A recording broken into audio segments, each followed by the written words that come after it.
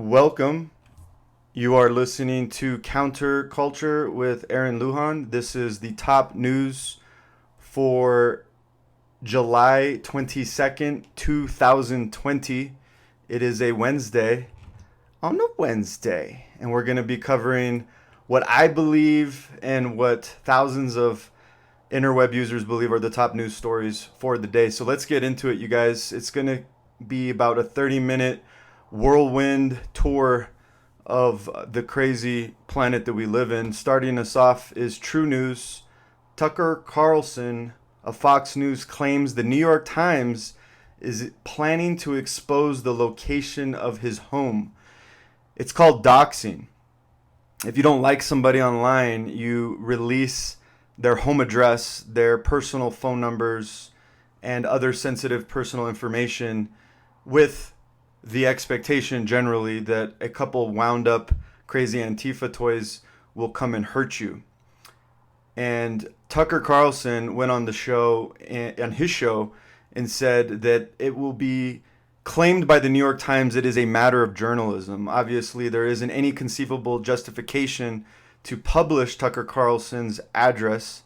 There's no context where that would be relevant. That's classical doxing. It happened to him actually 2 years ago, where he was actually forced to move from the home that his 5 children, and his wife loved. And it's all because of a, air quotes, journalist, Murray Carpenter, and photographer Tristan Spinsky have been assigned to this awful job. Quote, if one of my children gets hurt because of a story they wrote, they won't consider it collateral damage. They know it's the whole point of the exercise, to inflict pain on our family, to terrorize us, to control what we say. That's the kind of people they are. And interesting twist of karma, which I totally disagree with, because you shouldn't repay evil with evil, but you should repay evil with good. It's like heaping coals upon the head of those who curse you and who hurt you. Mr. Carpenter got doxxed himself by a Tucker fan.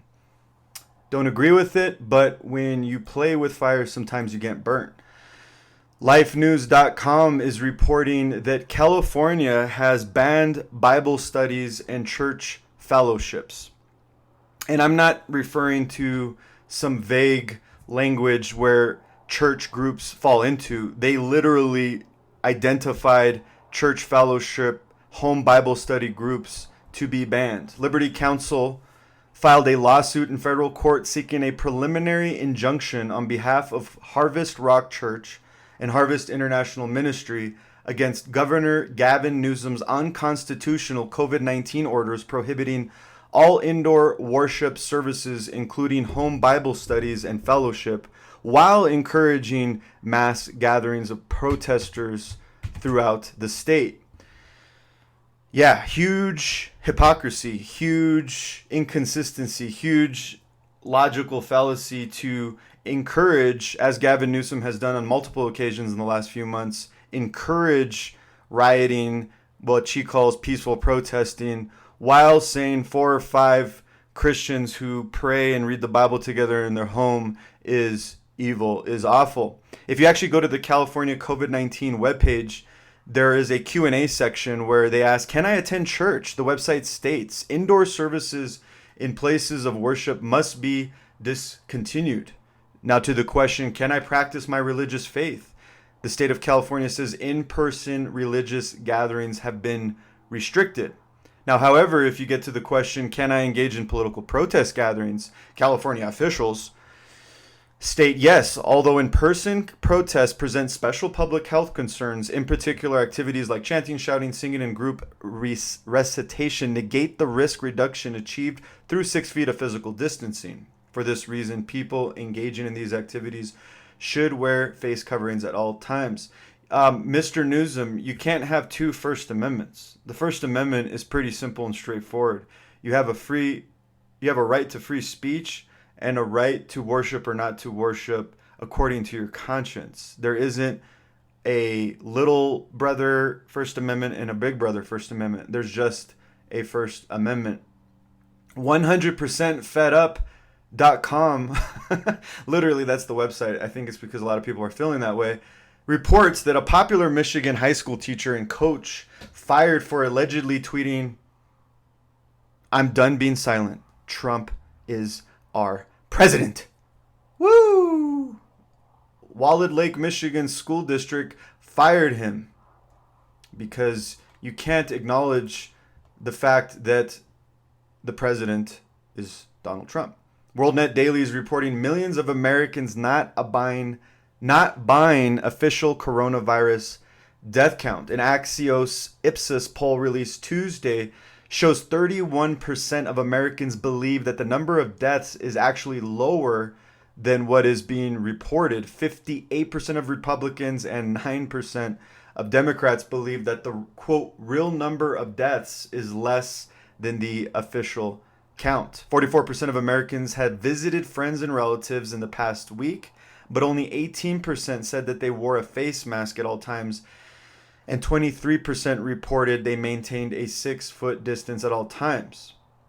Now, I personally am out in public quite a bit, being in a sales role, dealing with clients, and I'm always asking, hey man, are you still shaking hands? Most people are saying yes, or they're giving face bumps. Most people I talk to, and I basically do Axios polls all day long every day just because I'm a curious George. And I ask people, like, how's that face mask feeling? You know, how are you getting used to it? Do you like it? Do you think this is important? And an overwhelming majority of in my personal experience, they don't like the mask. They think it's a scam. And the Axios numbers just back that up. So the government's in trouble, folks, especially when you consider the trust factor of the White House is at 31% and state governments are at 57%. Now, 57%, you guys, that means that almost half of Americans do not trust their own state governments. We are facing a trust crisis of incredible magnitude. Breitbart News is reporting Department of Homeland Security is stating that nearly 40 federal agents have been doxxed over Portland riot work. I didn't know that Portland was this bad until I got back today from the mountains. Apparently, they set a federal courthouse on fire in the entryway. I mean, think about that, guys. I know it's 2020 and this information just kind of goes over our head, but pretend you're listening to like MC Hammer and it's 1992. You got to pray just to make it today. You got to pray. Pray. You guys remember that? Pray. You got to pray just to make it today. Whatever happened to MC Hammer, man? I want to go to the grocery store in MC Hammer pants every day just to see the looks I get. Everyone's wearing masks. Why not just completely go full-blown ridiculous? Anyways, so Portland's been on fire 52 straight days of rioting and protests. And federal courthouses are on fire. That's what I meant to say earlier about the MC Hammer thing. Pretend you're in 1992 and federal courthouses are being set on fire and American cities are been under siege for over a month. You would think that that was some sort of movie, but yet it's not. It's actually real life. It's July 22nd, 2020. And those federal agents have been doxxed. They've had their personal information released. The Liberty Daily's reporting, new poll shows majority of Americans now oppose the Black Lives Matter Communist Front Group. I love Liberty Daily's headlines because that's exactly what the Black Lives Matter movement is, a communist front group. And the fact of the matter is that a majority of Americans don't buy it. And my wife was telling me that she was reading an article about what was going on. I don't even know what city it was, but these were black people that were being interviewed, and they're saying, "Look, we're being attacked by our brothers and sisters. We as black people are being attacked by black people. This is not about George Floyd anymore. This is not about racial equality anymore. And this is not my opinion or the opinion of Liberty Daily. These are people that are black who are engaged politically and are denying that this is even a legitimate movement." So it just highlights, illustrates, and underlines this point that majority of Americans oppose it. DHS chief vows, "We will not withdraw from Portland." So there's a debate going on about whether or not these federal stormtroopers, as the Democrat elites are calling them in the corporate media, that there are actually federal agents who are unidentified showing up in unidentified vehicles, making arrests, and comparing it to the Stasi of the Nazi era.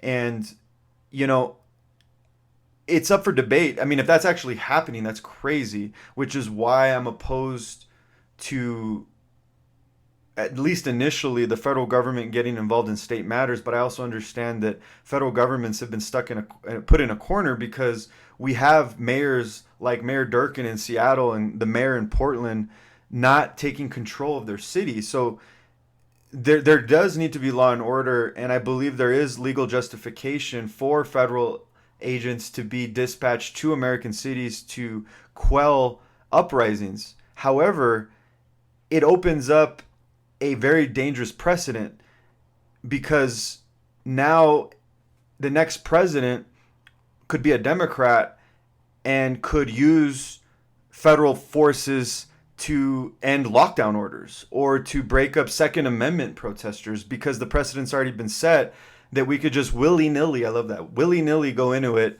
and send in federal troops to quell uprisings. So I'm a little conflicted in that area because it's a dangerous precedent, but they're being forced to do it.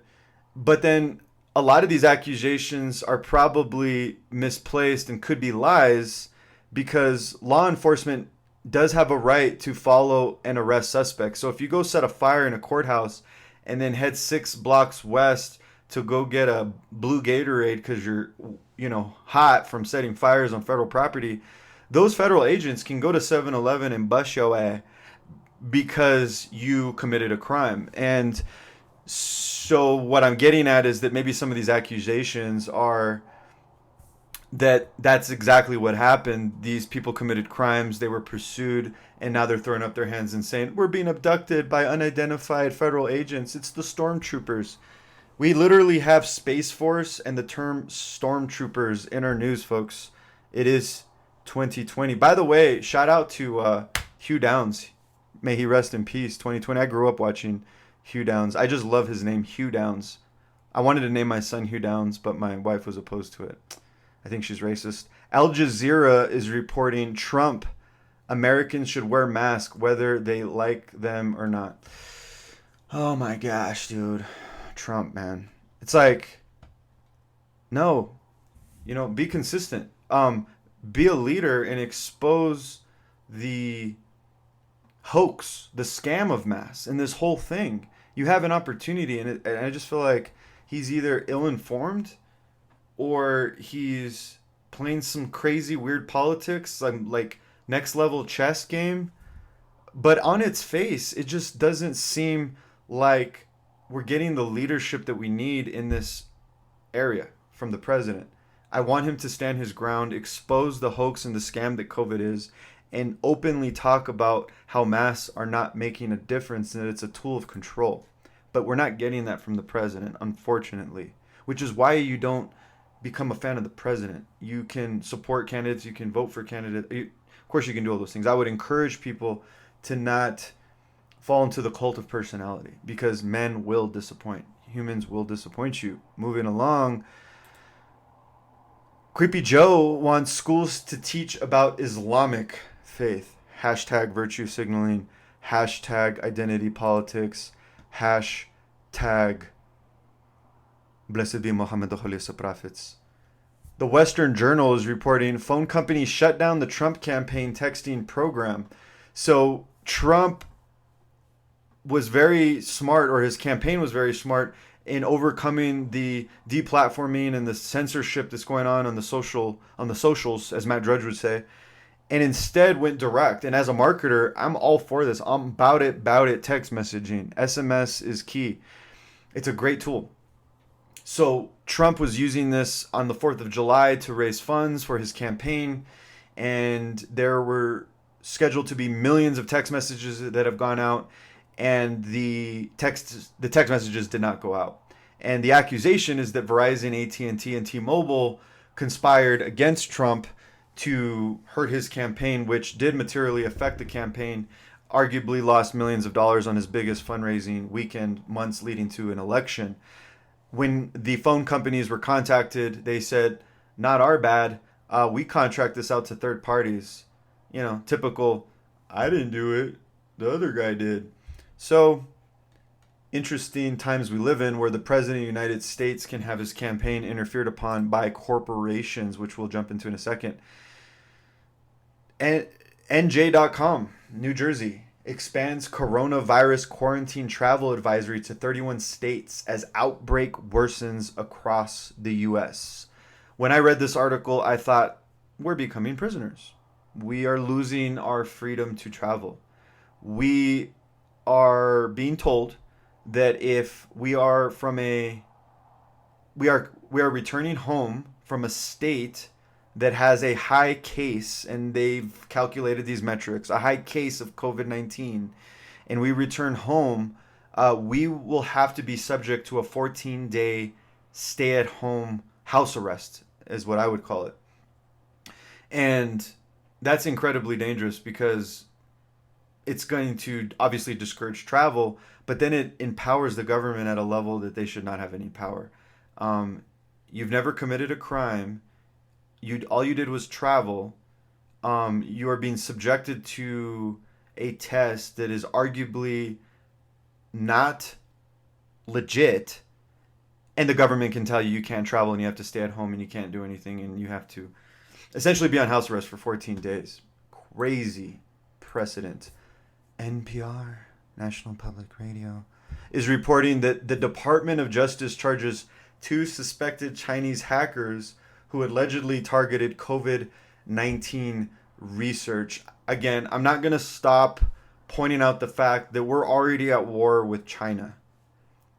And here's another example of corporate espionage, Chinese hackers stealing arguably tens of millions, hundreds of millions even, of intellectual property illegally from the United States, from our government, from our corporations. In this particular case, these Chinese hackers were charged by the Justice Department for trying to steal U.S. coronavirus researchers. 2 Chinese nationals have been charged, and this is crazy because what we have is international espionage. We have the ability for what it really does is it exposes the communist Chinese for being a rogue criminal mafia, as we used to call it in the 90s. That's what it is. It's a mafia. You steal, you kill, and you destroy. LifeNews.com. Appeals court sides with Missouri law declaring human life begins at conception. Huge win in Missouri. You guys, while this is all happening, the pro-life movement is just kicking ass because they're just taking names and just rocking and rolling. There's another example that I was going to get to here regarding the pro-life movement. 14th Texas city bans abortion, declares itself a sanctuary for the unborn, also from the great lifenews.com. East Mountain, Texas, became the 14th Texas city to be a sanctuary for the unborn. I love it because you're taking out of the leftist playbook. Remember sanctuary cities? Well, this is a sanctuary city for the unborn. If you're in your mother's womb and you're born in this city, we will not chop you up and kill you. Isn't that nice? Well, that's great. Joining a growing effort to protect unborn babies from abortions across the state, ordinance recognizes that unborn babies are valuable human beings who deserve to be protected under the law. Yes and amen. It prohibits abortions within city limits and prevents abortion businesses from opening there. The ordinance also penalizes abortionists for aborting unborn babies, but does not penalize the mother. Thank you, East Mountain, Texas. I will look forward to my road trip and stopping there. WorldNet Daily is reporting the BLM and Antifa mob assaults Colorado's own Michelle Malkin. If you guys don't know, Michelle Malkin is one of the biggest personalities in the conservative movement, speaks at CPAC, writes books. She actually lives in my town. I've been hoping to run into her because I have a lot of respect for her. She was in Denver on the 19th. She should have been out with me and my family in the mountains. But apparently she's got more huevos rancheros than I do. Pero like because she was at the protest and faced a black bloc, an armed Antifa with batons and longboards, and she had apparently a substance sprayed in her eyes. And the organizer of the rally, Ron McLaughlin, was beaten mercilessly with a longboard and a bullhorn by our friends in the Black Lives Matter and Antifa movements. Because, that's justice for George Floyd, beating people who are supporting law enforcement over the head with a longboard. I love Malkin. She's such a tweetable, memeable person. They ask her, "Are you all right?" Malkin responds, "I'm okay. America is not." And what's really sad is that the Denver police chief, Paul Pazin, essentially was aware that these guys, Black Lives Matter, Antifa, were going to show up. And they asked the pro-police group, Malkin's group, to reschedule. They didn't. But they allowed them on the stage. And they're supporting the police. So they're literally doing a rally to saying, we support the police. And then the police turn around and stab them in the back and let the rioters take over. Crazy. I mean, it's amazing that prominent people are being doxxed. They're being beaten. We're at war, you guys. The Civil War, with the exception of mass shooting engagements in large territories like the first Civil War, it's already started. I mean, shots have already been fired. Portland is under siege.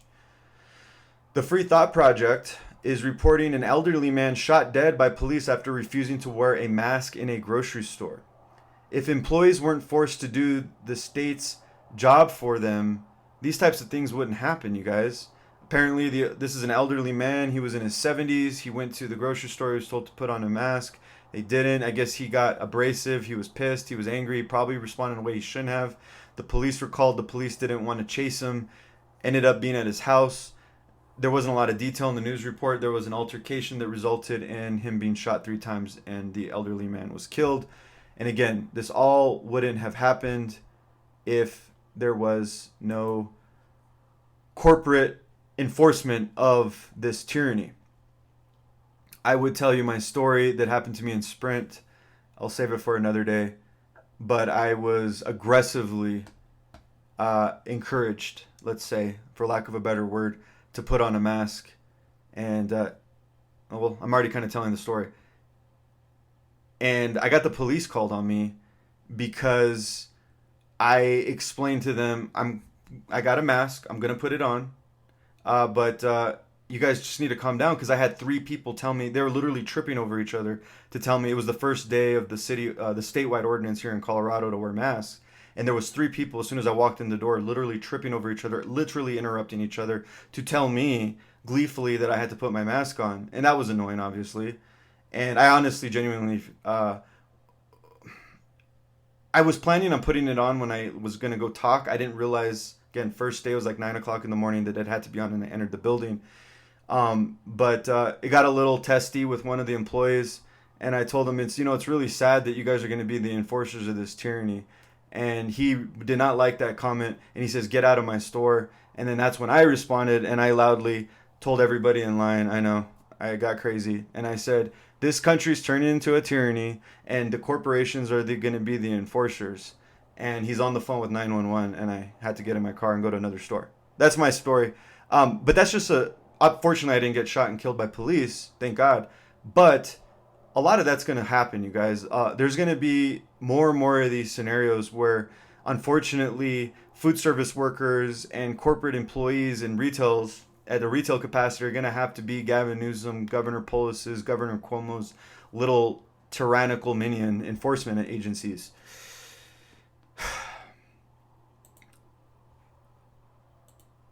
Family of federal judge involved in Epstein case shot inside home, according to the Epic Times.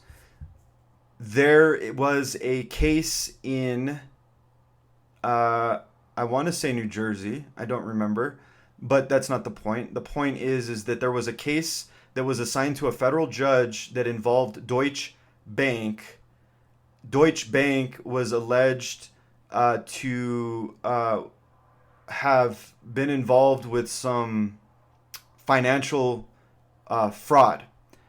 And they had just recently settled with the New York State Department of Financial Services earlier this month on charges over its dealings with Jeffrey Epstein. Jeffrey Epstein was a client of Deutsche Bank, and apparently this particular fraud case is very connected to Jeffrey Epstein. And so this federal judge who was assigned to the case had a knock at the door over the weekend, and it was a man disguised as a FedEx driver shot and killed the 20-year-old son of Judge Salas and injured the father who was standing behind him. So the father had to witness it, and the judge herself was in the basement at the time. So I just find this all very interesting, that there's so much unusual activity surrounding Jeffrey Epstein, that a judge assigned to a federal case that involved him had her son killed. Hashtag Epstein didn't kill himself. By the way, if any of you guys are watching that Epstein Netflix documentary, me and my wife have gotten through the first 2 episodes. Very interesting. Can I get a thumbs up if you're watching the Epstein documentary on Netflix? Anybody? Sorry to the podcast community. Nobody, maybe no one's watching the Facebook broadcast. That's awesome. Well, it's a great series. I highly recommend it. Pew analysis shows only 1 in 6 Black Lives Matter protesters are black. Interesting. Oh, and that was from the great Mike Rivero of What Really Happened. GapTrends.com is curating. Trump says coronavirus masks are patriotic after months of largely resisting wearing one. I just talked about that a moment ago. Trump is not providing the leadership that I would have hoped for in the plandemic, scamdemic, pointing out the fact that this is a tool of control by tyrants, that the death rates are incredibly low. There's no such thing as asymptomatic, and masks do not help you. It is a tool of control. The Patriot Post is reporting Seattle rioters seen damaging, looting stores. I was watching some of these videos tonight, you guys. They're very organized. They have like people assigned to block the filming of the looting and the destruction of American cities. They're very aggressive. They tell you in incredibly in aggressive ways that I've never seen before, to put down the camera, and they're waving weapons at you. It's a very intimidating experience, I imagine, to be in one of these left-wing American riots. The Liberty Daily is reporting flashback. Racist Democrat Joe Biden worried that desegregation policies would cause his children to grow up in a, quote, racial jungle. I'm going to quote Joe Biden. These are his words, not anyone else's. Quote. No, let me put it into context. This goes back because Joe Biden's been in the government since 1778, I believe, if my research is correct. And Joe Biden was also involved in the desegregation movement of public schools in America. Can you believe that's how old this guy is? And so he was speaking on the issue with regards to school busing and desegregation. And he said, quote, "Unless we do something about this, my children are going to grow up in a jungle. The jungle being a racial jungle with tensions having built so high that it is going to explode at some point. We have got to make some move on this." Racial jungle that he doesn't want his children to grow up in context of school desegregation. Sounds a little racist to me, Creepy Joe. Maybe you should stop sniffing kids. Bud. My cousin used to call me when I was a little kid. Bud. Trump says coronavirus masks are patriotic after months of largely resisting. Why do I keep repeating that article? I'm sorry, guys. Last article, and man, on the Dizzot, 29 minutes and 25 on the Dizzot. Fox News. Things you get excited about when you're 39, right? At 11:40 at night. St. Louis's top prosecutor says she's charging couple who flashed guns at crowd marching to mayor's office. We all remember the couple in St. Louis, Missouri, during the Black Lives Matter riots. There was that couple in that beautiful home where we had a number of knuckleheads, let's call them, marching the streets and decided to enter their front gate and enter their private property and decide to threaten them.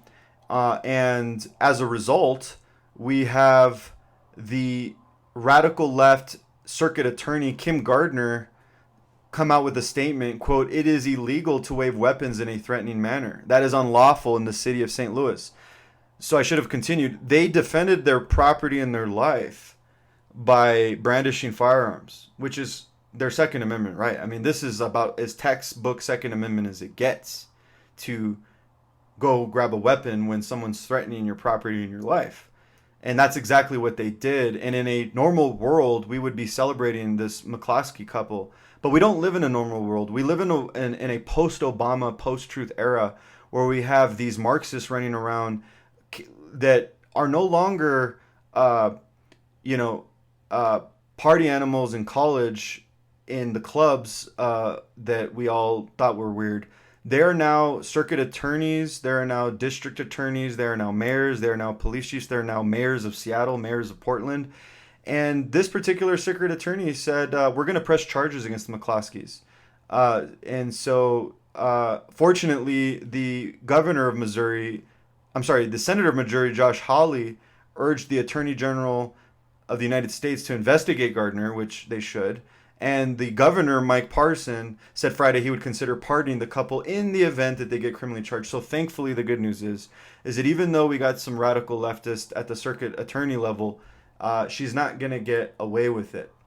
That was the top news for July 22nd. Thank you for joining me. Everything is housed at AaronLujan.com. This was Counterculture, episode 46. Take care.